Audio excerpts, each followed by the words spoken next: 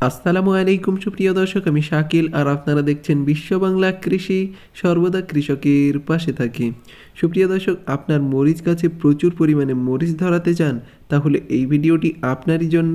কারণ এই ভিডিওতে একটি তরল জৈব সার তৈরির প্রসেস দেখানো হবে, যেটি গাছে প্রয়োগ করলে প্রচুর পরিমাণে ফুল আসবে এবং আপনার গাছে প্রচুর পরিমাণে ফল হবে। এবং মরিচ গাছের যদি ফুল ঝরে যায় তাহলে কী ধরনের পরিচর্যা বা ব্যবস্থা নিতে হবে সেটাও আপনারা আজকের এই ভিডিও থেকে জানতে পারবেন। এবং কী সার প্রয়োগ করলে মরিচ গাছের গ্রোথটা খুবই ভালো হবে সেটাও আপনারা আজকের এই ভিডিওতে দেখতে পাবেন।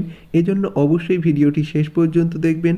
আর এই চ্যানেলে যদি আপনি নতুন হয়ে থাকেন তাহলে অবশ্যই চ্যানেলটি সাবস্ক্রাইব করবেন আর পাশের নোটিফিকেশন বেলটি অন করে দেবেন। তো চলুন সুপ্রিয় দর্শক, শুরু করা যাক। সুপ্রিয় দর্শক, মরিচ গাছে যদি প্রচুর পরিমাণে মরিচ ধরাতে হয় তাহলে প্রধানত 3টি কাজ করতে হবে। এর প্রথমেই হলো প্রচুর পরিমাণে ফুল আনতে হবে এবং গাছের গ্রোথ ঠিক করতে হবে এবং ফুল ঝরতে দিলে চলবে না।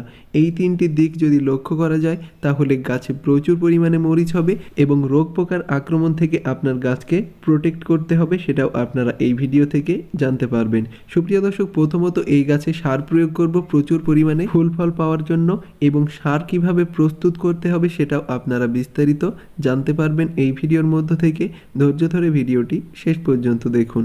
প্রথমে এই গাছে সার প্রয়োগ করার আগে যদি গাছের গোড়ায় আগাছা থাকে তাহলে সেগুলিকে পরিষ্কার করে নিতে হবে এবং গাছের গোড়ার মাটিটাকে আলগা করে দিতে হবে এবং তারপরে সার প্রয়োগ করতে হবে। এবার দেখে নেব সার তৈরির প্রসেস। সুপ্রিয় দর্শক, এখানে আমি সরিষার খৈল ব্যবহার করছি, কারণ যে কোনো গাছের খুব ভালো গ্রোথের জন্য সরিষার খৈল খুবই কার্যকরী এবং গাছের জন্য অন্যতম একটি খাবার। এই সরিষার খৈল আমি ব্যবহার করছি এবং 1 লিটার এই তরল জৈব সার তৈরি করতে 1 টাকা খরচ হবে। আপনারা অবশ্যই বিস্তারিত জানতে পারবেন। 1 লিটার তরল সারের জন্য নিয়ে নিতে হবে 30 গ্রাম সরিষার খোল এবং আমি এখানে 1 লিটারের একটি পাত্র নিয়ে নিচ্ছি এবং এটাতে অলরেডি আমি পানি ভরাট করে নিয়েছি এবং এই পানির ভিতরে আমি এই সরিষার খোলটি দিয়ে দেব। আর প্রথমত এখানে আমি 500 ml পানি নিয়ে নিয়েছি এবং পরবর্তীতে আমি আরও 500 ml পানি অ্যাড করব এবং সরিষার খোলটা দিয়ে এভাবে 7 দিনের জন্য ভিজিয়ে রেখে দিতে হবে এবং ফিরে আসব 7 দিন পর। সুপ্রিয় দর্শক, 7 দিন পর ফিরে এসেছি এবং অবশ্যই দেখতে পাচ্ছেন সরিষার খোলটা পানির সাথে খুব ভালোভাবে মিশে গেছে এবং পানির রঙটাও পরিবর্তন হয়েছে। এবার আমি এটাকে খুব ভালোভাবে ঘুলিয়ে নেব।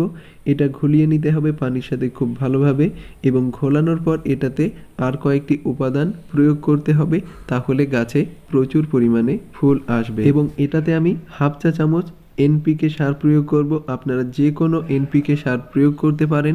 সমান রেশিওর এনপিকে সার যদি প্রয়োগ করেন তাহলে সবচেয়ে ভালো হয়। এই এনপিকে সারটি প্রয়োগ করবেন খুব ভালো ফলনের জন্য। এবং আপনি যদি জৈব করতে চান তাহলে কিভাবে জৈব এনপিকে সার তৈরি করতে হবে সে সম্পর্কে ভিডিও তৈরি আছে, আমি আই বাটনে বা ডিসক্রিপশন বক্সের লিঙ্ক দিয়ে দেব। এবং এখানে আমি পটাশ সার প্রয়োগ করছি। পটাশ গাছে প্রচুর ফুল আনতে সহায়তা করে, এজন্য আমি পটাশ সার প্রয়োগ করেছি। আপনারাও এটি প্রয়োগ করতে পারেন সবচেয়ে ভালো রেজাল্ট পাওয়ার জন্য। এবার এই উপাদানটিকে খুব ভালোভাবে মিশিয়ে নিতে হবে এবং এই দ্রব্যটি তৈরি করতে 1 টাকা মতো খরচ হয়েছে, কারণ 1 কেজি সরিষার খৈলের দাম 30 টাকা এবং 1 কেজি পটাশ সারের দাম 40 টাকা আর এনপিকে সারের দাম 35 টাকা। এবং যতটুকু করে উপাদান আমি ব্যবহার করেছি 1 টাকার বেশি দাম কখনোই হতে পারে না। এরপর এটাতে আমি 500 ml পানি অ্যাড করে নেব। এটা অবশ্যই করতে হবে। আপনারা ডাইরেক্ট সরিষার খোলের যে 500 ml পানি সেটা ব্যবহার করবেন না, তাহলে গাছে ক্ষতি হতে পারে। এবার এই তরল জৈব সারটি আমি একটা পাত্রে ঢেলে নেব এবং একটা গাছের জন্য 100 ml ব্যবহার করবেন, অর্থাৎ 10টি গাছে আপনি এই 1 লিটার দ্রব্যটি ব্যবহার করতে পারেন এবং সব ধরনের গাছেই আপনি এটি প্রয়োগ করতে পারেন। ফুল এবং ফল উভয় গাছেই আপনি এটি প্রয়োগ করতে পারেন। আপাতত আমি এই গাছটিতেই প্রয়োগ করব, অর্থাৎ আমার এই মরিচ গাছে আমি এই সারটি প্রয়োগ করে দেব। এটি যদি প্রয়োগ করা হয় তাহলে প্রচুর পরিমাণে মরিচ হবে এবং এটি আপনি 15 দিন অন্তর অন্তর একবার করে গাছে প্রয়োগ করবেন, 3 থেকে 4 বার, দেখবেন খুব ভালো ফলন হবে। এবং এটাতে আমি জৈব সার হিসেবে ভার্মি কম্পোস্ট প্রয়োগ করব। ভার্মি কম্পোস্ট যদি প্রয়োগ করা হয় তাহলে গাছের উভয় গ্রোথ ভালো লক্ষ্য করা যায়, ফল ধারণ ক্ষমতাও বৃদ্ধি পায়। এজন্য জৈব সার অবশ্যই প্রয়োগ করতে হবে। আপনি ভার্মি কম্পোস্ট, পাতা পচা সার, কিচেন ওয়েস্ট কম্পোস্ট এবং গোবর সার ইত্যাদি আপনারা ব্যবহার করতে পারেন, কোনো অসুবিধা নেই। এবং 500 থেকে 1 কেজি পরিমাণে গাছ প্রতি ব্যবহার করতে পারেন। কিন্তু আপনার গাছে যদি ফুল থাকে তাহলে এই সারটি কম পরিমাণে প্রয়োগ করবেন, 100 থেকে 200 গ্রাম প্রয়োগ করবেন, না হলে ফুলগুলি ঝরে যেতে পারে, কারণ এটি নাইট্রোজেন সারের উৎস। সুপ্রিয় দর্শক, জৈব সার প্রয়োগ করার পর মাটি যদি শুকনা থাকে তাহলে এটাতে পানি প্রয়োগ করতে হবে, এবং এই সার যদি আপনি গাছে প্রয়োগ করেন তাহলে ফুল ধারণ ক্ষমতা বেড়ে যাবে এবং আপনি প্রচুর পরিমাণে ফলন পাবেন।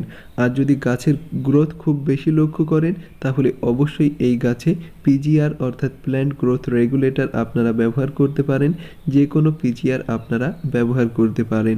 এবং খুব বেশি যদি ফুল ঝরে যায় তাহলে আপনারা বোরন সার প্রয়োগ করবেন। বোরন সারের অভাবে গাছ থেকে ফুল ঝরে যায়, এটা অবশ্যই আপনাকে মাথায় রাখতে হবে এবং প্রয়োজনে বোরন সার প্রয়োগ করবেন। এবং মরিচ গাছে 2-1টা রোগ আছে সবচেয়ে মারাত্মক এবং বেশি আক্রমণ করে, তার মধ্যে একটা হচ্ছে পাতা কোঁকড়ানো রোগ। যদি পাতা কোঁকড়ানো রোগ লক্ষ্য করেন তাহলে অবশ্যই গাছে ইমিডাক্লোরোপিড জাতীয় কীটনাশক প্রয়োগ করবেন। এবং মাকড়ের জন্য যদি আপনার গাছের পাতা কুঁকড়ে যায় তাহলে আপনারা মাকড়নাশক ব্যবহার করবেন, সবচেয়ে ভালো হবে। এবং যদি মাকড়নাশক না পান তাহলে ফ্রিজ থেকে ঠান্ডা পানি সন্ধ্যাবেলা গাছে স্প্রে করবেন, তাহলে মাকড়ের সমস্যা সমাধান হয়ে যাবে। এবং এ নিয়ে যদি ভিডিও প্রয়োজন হয় তাহলে অবশ্যই কমেন্টে জানাবেন। এবং আশা করি এই ভিডিওটি আপনাদের ভালো লেগেছে। ভিডিওটি ভালো লাগলে অবশ্যই লাইক করবেন এবং বিশ্ব বাংলা কৃষি চ্যানেলের সাথে থাকতে অবশ্যই চ্যানেলটি সাবস্ক্রাইব করবেন আর পাশের নোটিফিকেশন বেলটি অন করে দেবেন। ধৈর্য ধরে ভিডিওটি শেষ পর্যন্ত দেখার জন্য আপনাকে অসংখ্য ধন্যবাদ। থ্যাঙ্কস ফর ওয়াচিং বিশ্ব বাংলা কৃষি।